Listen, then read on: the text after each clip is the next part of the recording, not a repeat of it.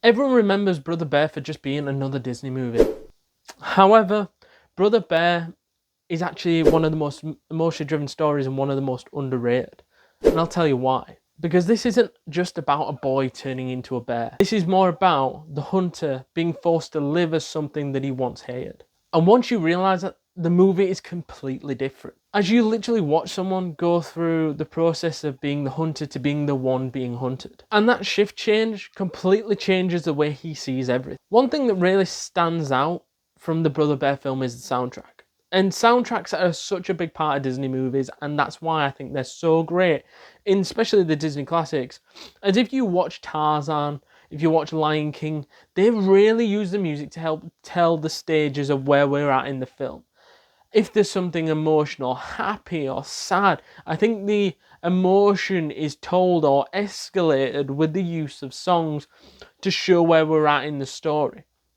With Coda and with Kenai's relationship, though, I think it was really cool seeing how at the start it was a different kind of music to what we're seeing at the end of the film or towards the end of the film, and certain songs really help the flow of the film moving on, and it helps add to the emotionally driven story and helps this film become underrated because of the soundtrack adding that little bit of flavour to what you've already gotten with this really good story. But then you've also got the relationship between Kenai and Coda, which is fantastic. Because again, you're looking at somebody who was a hunter, now changing into a bear. He now sees the relationship differ from being one of them to being somebody else hunting them.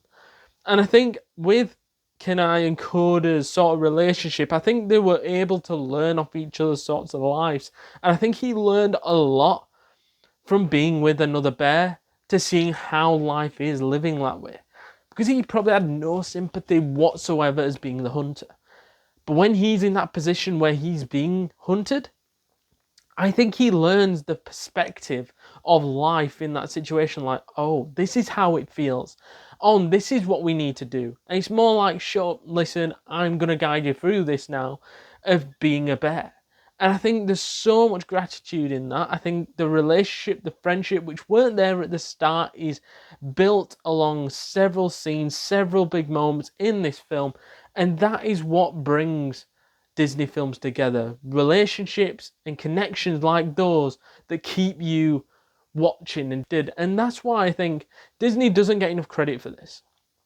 They manage to tell stories like these that go just flying under that radar because they're not exactly, oh, this is like a main kid film like a Toy Story, a Cars, or I'm just trying to think of the top, even a Lion King to some extent.